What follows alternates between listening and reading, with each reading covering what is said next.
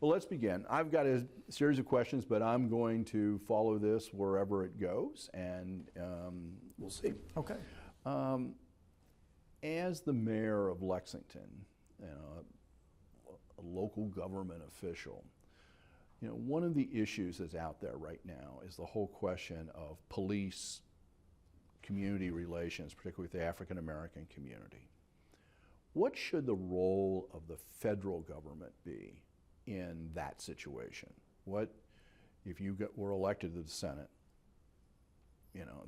That's essentially a local issue, but what should be the role for the federal government in helping cities address that? Well, I think in my campaign, I have really put an emphasis on jobs, and I do that for a reason, because I have seen as mayor how closely good jobs and opportunities are aligned with safety and crime in that sense. So what I've learned is that we must put a premium on jobs, creating jobs in a community. Now, when I was growing up in a family business that did construction and recruited plants across Kentucky, I would go to groundbreakings and I would hear politicians talk about how important it was that it created 100 or 200 jobs, and it'd go in one ear and out the other. But I learned as mayor how really critical it is. Now, when I think about the federal government and its role beyond creating infrastructure and jobs through creating infrastructure, I think of the criminal justice system itself, where we must create reform. As mayor, I have seen the incarceration rates, especially among black and brown. And I have seen that that is just not fair. It's not right, and we must make corrections in it. In Lexington, what we've done is work closely. Our police has worked closely with organizations like the NAACP and our African American clergy in order to build relationships that will discourage the kind of tension, the buildup of the tension that we've seen in other communities. Now, I've always said too that the biggest room in the world is the room for improvement. So I'm not at all complacent about these issues. As mayor, you see it up close, and you realize that we do need help. We need help in so many dimensions of these issues, and these are areas where the federal government historically has contributed. When I think of the opioid and heroin epidemic and how that has affected us, and the Congress passed the Comprehensive Addiction and Recovery Act, but it didn't fund it. Now, really all of these things, especially in the urban context, they all go together. You can't just cherry pick and say it's one issue or another. When we have urban areas and we have tension in those areas, it's really a responsibility for all of us, especially in elected roles, that we address it, and we address these issues systemically. We try to get at the root of the problems. So when you talk about the need for criminal justice reform, I mean, there's probably lots of levels of that. Yes, I mean, right. Most on the criminal level, most of it's going to be prosecuted in state courts. At state courts, right. But again, what could the federal government be doing either on its own reform of its own criminal justice codes, but also in terms of encouraging, pushing, whatever the word is, for states in this area of this racial disparity that you mentioned? Well, I go down to, I learned then from Toyota a lot, and I learned that, I learned problem solving. The Toyota production system is all about problem solving, and it's getting at root cause. And this is why I dial back into jobs and the economy. We're growing at a 1 and 1.5% clip. Our economy is growing at 1 and 1.5% clip. That's not enough for the middle class to grow. And I think if we look historically at America, then we know that a growing middle class, a rising middle class, has been the backbone of our society. So we've got to grow it at a faster clip. This is why I have been an advocate for building infrastructure. Now, this is coming from the federal level, building infrastructure. Our competitor countries are doing it. We must make that investment. We're living today on the infrastructure of our parents and our grandparents. Now, I see this routinely. In my family's business, it's built lots of factories in Kentucky, lots of plants in Kentucky and around the country. We wouldn't be able to build those plants had it not been for the infrastructure, the roads, the highways, the utilities that were brought to the industrial parks. Today, a modern economy requiring high-speed internet. All of these things go together to create jobs and opportunities that then, over time, relieves the tension and the pressure cooker environment that we sometimes see. Now, is it going to relieve all of our problems?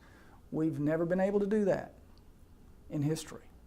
But we can work on these issues deliberately and intentionally, and I think getting through the gridlock and the dysfunction in Congress, as cliche as that may sound, you know, I link back to John Kennedy, who said, every man can make a difference and each one of us should try.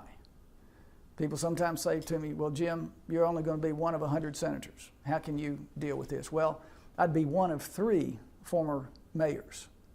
One of three former mayors. Cory Booker, Bob Corker, Tim Kaine. So if Tim Kaine succeeds, then I'd be one of three. If he doesn't, then I'd be one of four. Well, we see these issues from a different point of view and a different perspective, I think, than others do. And that's one of the unique qualities that I bring to this role, being both in the private sector and the public sector.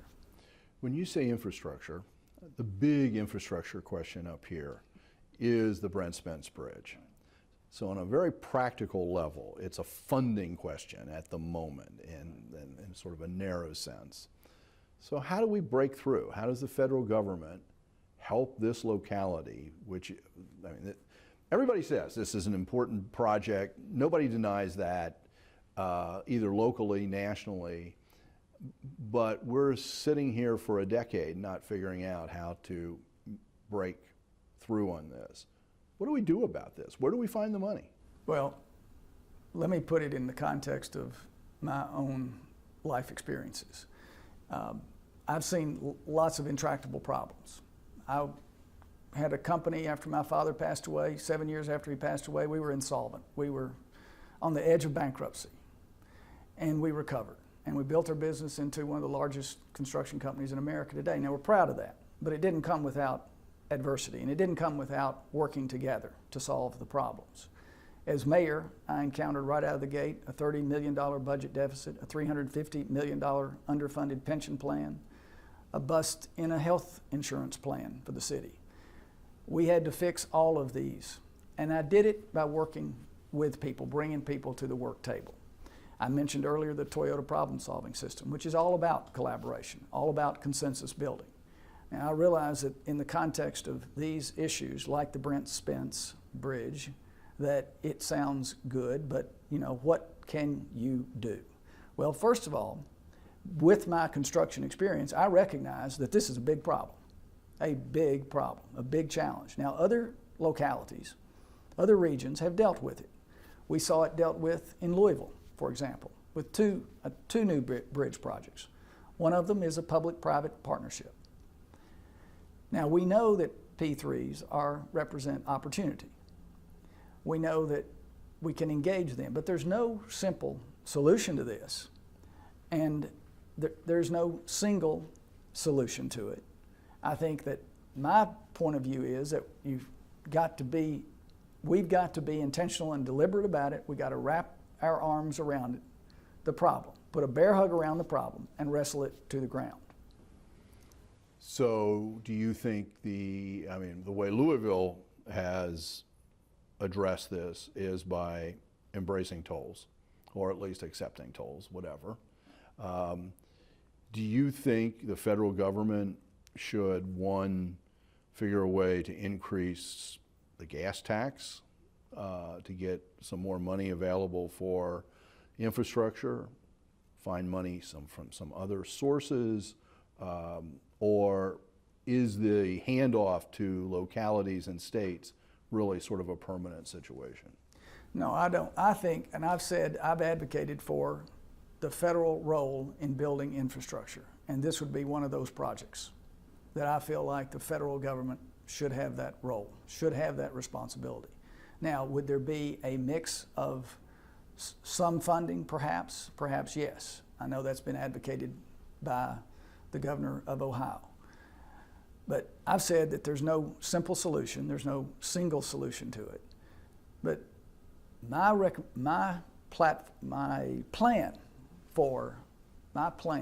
economic plan starts with building infrastructure, then building advanced manufacturing, building small businesses, and building the middle class.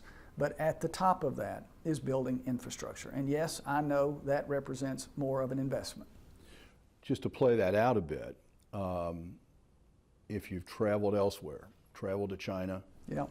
They're investing in all sorts of infrastructure, including a lot of rail, very high speed, modern maglev in some cases, rail.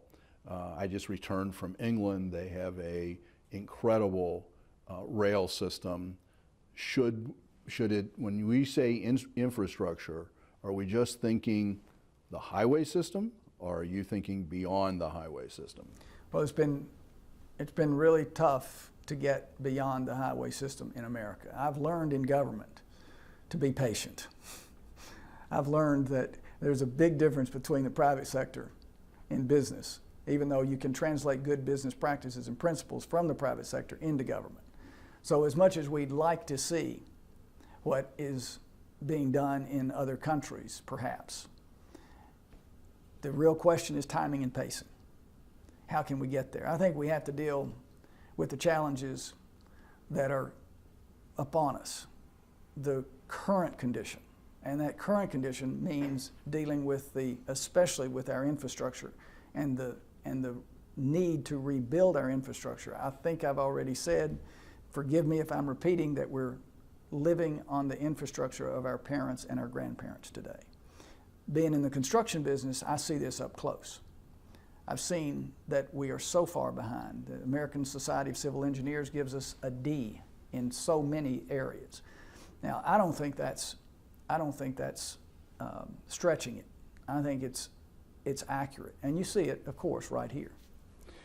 One of the phrases you like to use is, "You can't shrink your way to greatness." How does that apply? You've done your homework on this. Yes, I do try to do that. Yes, sir. How does that apply to the federal government? Because most people running for office are always saying, well, I'm going to reduce government, I'm going to find the waste, I'm going to get rid of something. How does that mentality, we can't shrink our way to greatness. You can see I'm on the edge of my seat on this one. How does that relate? I will tell you how it relates. There's a macro level of economics and a micro. Micro is, of course, at the business level. But I learned in our business, when we were flat on our backs broke, that unless the top line changed, nothing else was going to change. We had to grow ourselves out of adversity. We had to build ourselves out of adversity. That's what America has always done. After the Great Depression, the WPA program, the Civilian Conservation Corps, after World War II, the greatest infrastructure project in history, the interstate highway system. And we had the greatest debt as a percentage of GDP at that time, more than 100% of our debt to GDP. All right. After that was the space program, which led to the innovation and the inventiveness and the entrepreneurial spirit that's led America and the world since then for the last 50 years or more. So there is a history of making investments. That's been America's history. And we've only seen this model challenged in the last few years.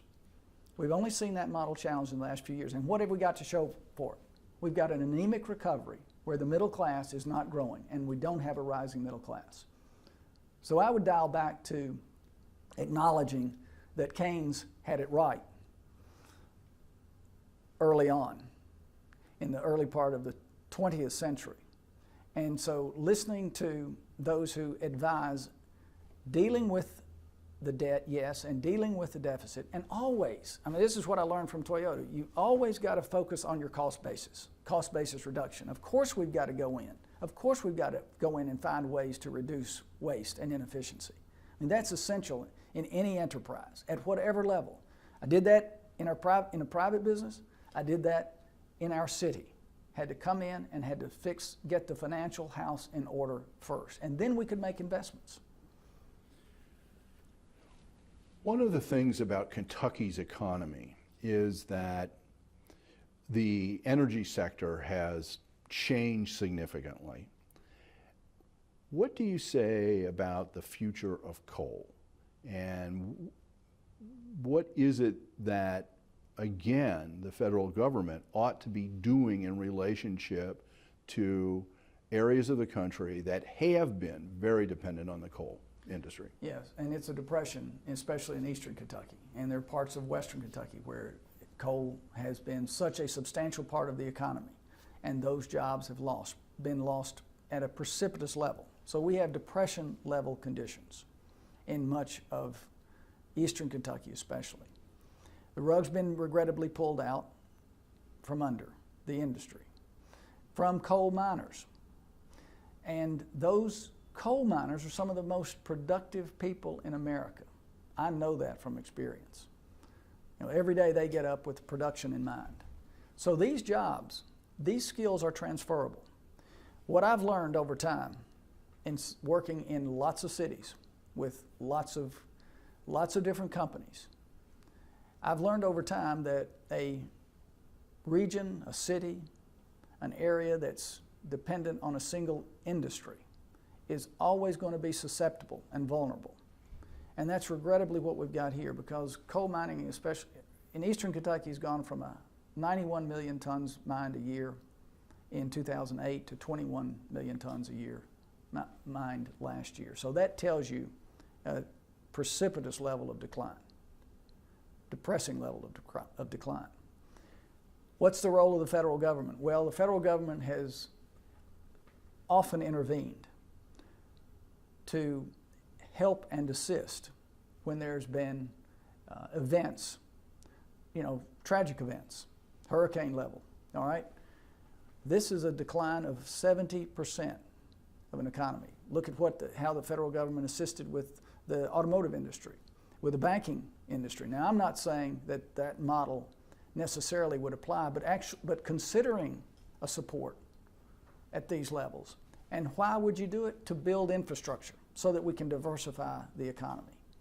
Building the infrastructure, and that does include roads, better and improved roads, finishing the Mountain Parkway. Now, I know folks in this region don't necessarily identify with that, but the entire state is affected when we have a depressed economy in one area of the state. So, building infrastructure, including infrastructure for a modern economy, high-speed internet, is what we need to do. We need it in all parts of the state, but we especially need it in the coal regions, which have suffered and are suffering and struggling today.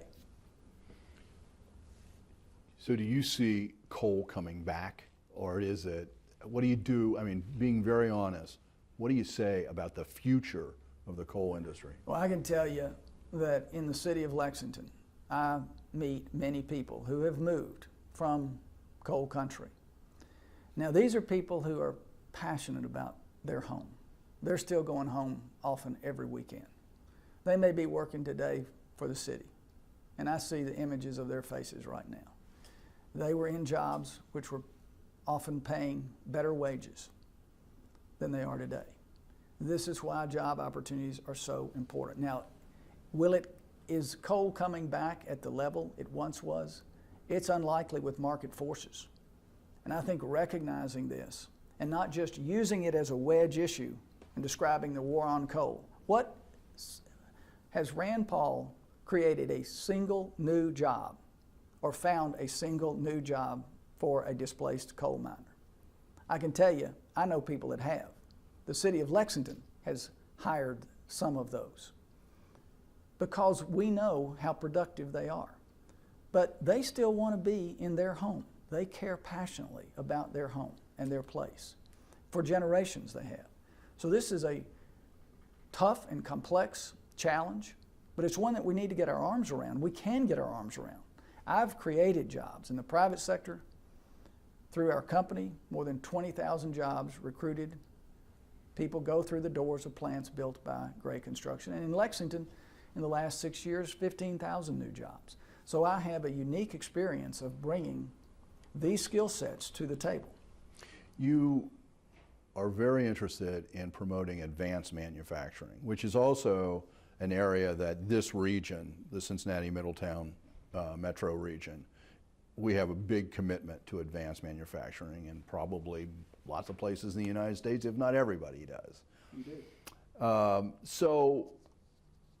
And that can mean a lot of different things and a lot of different economic bases. But what does advancement, the promise of advanced manufacturing concretely, how could that translate not just to the person who's got a 4-year college degree or maybe even a graduate degree, but to the person who's worked in other kinds of factories, worked in mines, worked in other situations, who doesn't have that formal education? Can advanced manufacturing hold out any hope for those people? It does, but this is why training and retraining is such a key element of recovery and of providing opportunities. The mayor of Louisville and I worked together on a project. We called it the BEAM project, an acronym for Bluegrass Economic Advancement Movement. It was the first time really in history that the cities of Louisville and Lexington actually worked together, we're told. But we identified more than 100,000 advanced manufacturing jobs in the region. And we also identified the needs of the employers. And many of those needs were for skilled workers. Often, those jobs go without placement because the training has not occurred. So we realized, and we did benchmarking with Germany as our best model, the German apprenticeship system. Now, of course, it's been around since the Middle Ages, but we recognized that we needed to do something different. And today, at Georgetown, right across from Toyota, a new technical training center is being built. And this is for advanced manufacturing. So while this is a challenging issue and a complex one in terms of training and retraining, what we know is that we've got to start somewhere. And that's what we've done. And I know that this same model can be applied in other areas. There are plenty of opportunities for it. As I've crossed the state in this campaign, I've seen areas of the state which have not been able to develop as fully. The opportunity is there. I know because I've seen places transform themselves. I saw Chattanooga 30 years ago. If you looked at Chattanooga, you wouldn't have imagined that today Chattanooga would be the home of an advanced automotive facility called Volkswagen. 30 years ago, that was a city that was spiraling down. So the chance for a city or a region to transform itself, it does exist, but you've got to be deliberate and intentional about it. And where the federal government can assist and help, especially in very distressed regions like in eastern Appalachia today, in eastern Kentucky, then we need to do all we can to advocate for support. One of the things that has popped up for northern Kentucky, specifically for Covington, is the announcement by the IRS that it's going to shut down the processing center in Covington. That's a very valuable piece of property. For all practical purposes, it's riverfront property. What would you, if you were in the Senate, encourage the federal government, GSA, how do you want them to use that piece of property? What would you hope they would do with it? Well, it is from what I know about it, it is a very valuable piece of property. And it's a large installation. And that's always a challenge. I mentioned earlier my unique experience. A lot of the projects that our company has built and designed and built have been projects that are similar in terms of scope and size. And when you've got a vacant facility then it makes it challenging. But the GSA does have experience in dealing with these de-ascension projects, buildings. So as a senator, I would put a lens on it though. And from my experience, I would be able to push back and challenge, what are we doing? How are we going about this? I did this in Lexington. I had a vacant, almost 400 apartments that were vacant. They were deteriorating and they were compromising the neighborhoods around them. Spoiling property, which was encouraging crime. We advertised for a developer with specific experience of renovating those kinds of properties. 3 years later, that property is alive and thriving as renovated apartments.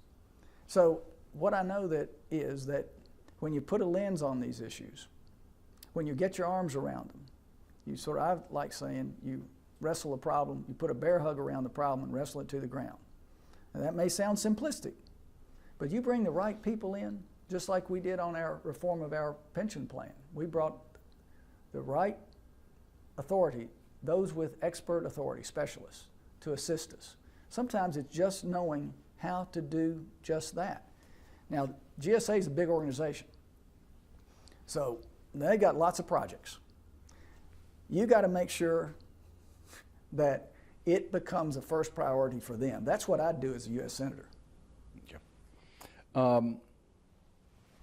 How do you see, you're the mayor of Lexington, you're running statewide.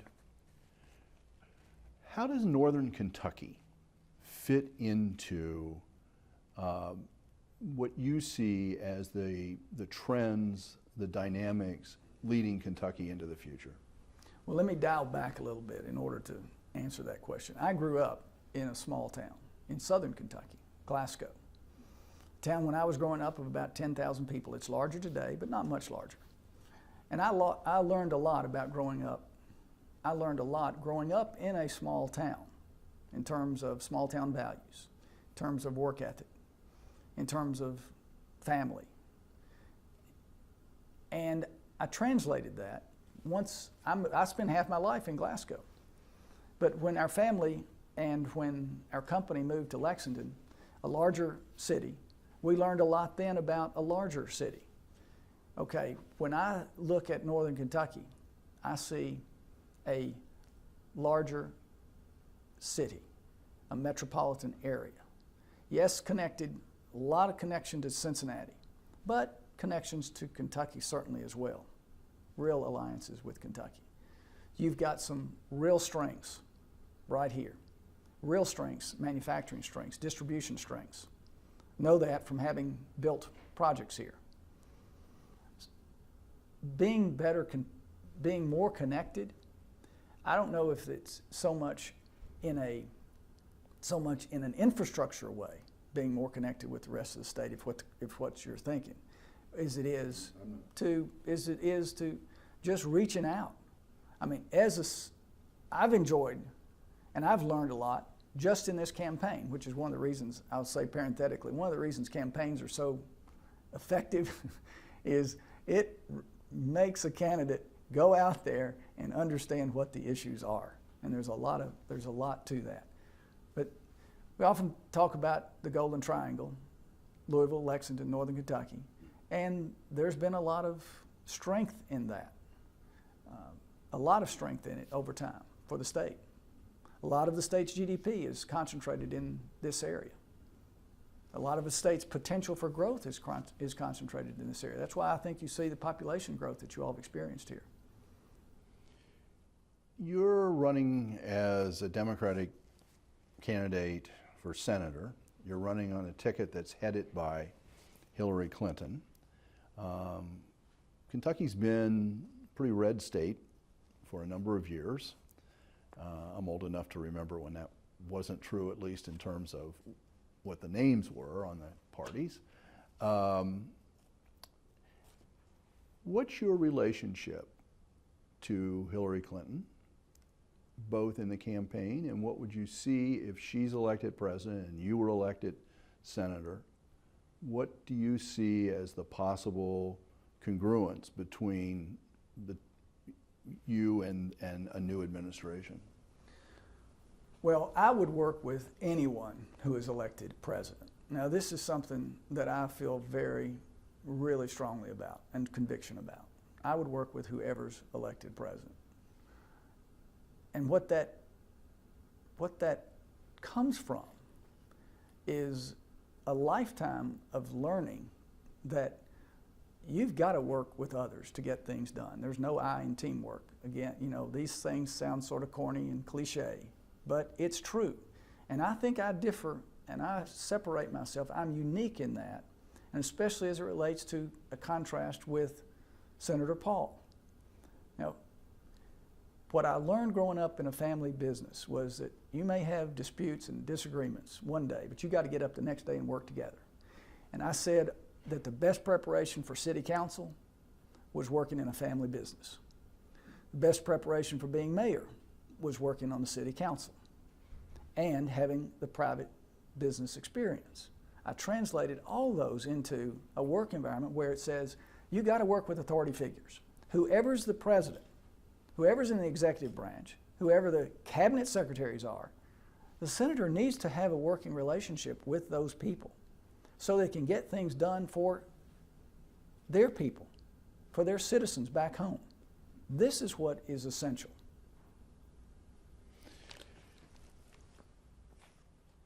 Given your experience in this campaign, going around the state, learning the state, maybe in a new way, Relearning in some things. Relearning it in some situations, maybe learning new places, new corners. How would you evaluate, what would you say about where Kentucky is at this moment in time and sort of how you think that relates to the future? And what is it, you know, and how does all that connect to your experience during this campaign? Well, I often think of what Mark Twain said, that he never met a Kentuckian who wasn't on his way home. And what I mean by that is that there's a real strong sense of place among Kentuckians, a real strong sense of place. And that has a lot of value. That has enormous value. I've always believed that when I would recruit or hire people, you hire attitude. You can teach skills, but you hire attitude. So there's a really wonderful spirit and attitude among Kentucky people. And I can't fabricate this emotion that I'm describing right now. You know, that's something I believe. Now, do we have room for improvement? I often say the biggest room in the world is the room for improvement. There's lots of room for improvement. We're at the bottom of too many lists. We know that. And we've got to work on these issues. We've got to work in a systemic way on these issues. We've got to get to the root problem of a lot of these issues. You know, we need to bring ourselves up in terms of education, achievement, and attainment. We need to bridge the achievement gap. Lots of things to work on, which is why I'm running for the U.S. Senate. I do not have aspirations to be president. I have said I will never run for president, and that's not something my opponent will ever tell you. I'm here, I want to work for the people of Kentucky. That's my single purpose. Just to pick up a practical thing that I skipped as I went through here, you've brought up education and the importance of education. University of Kentucky, Northern Kentucky University, Louisville. There's a real state system there. It's under some pressure right now. But what would you like to see done on a federal level to help not so much the individual schools as students who are pursuing higher education? Right. Well, I think I believe that we should look carefully at the way students today in high school are counseled about their careers. You know, today it seems that higher education is an industry. and it is propelling itself forward at a faster pace, especially when compared to technical education. But yet, you know, there's something wrong when kids are coming out of college with 5- and 6-figure debt. That's just not right. We didn't used to be that way, and it's not going to work going forward. We sort of need to get, not sort of, we need to get our arms around that. We need to encourage more students, in my view, to take apprenticeship opportunities when they're in high school and then go into technical trades. This is what other countries have done and done very well. And their students are not coming out of college with mountains of debt. So at the federal level, you know, we can get our arms around this. We should be addressing it because it's creating a lot of lost opportunities for kids today. And that's not right. Well, thank you very much, and sort of end this in a formal way.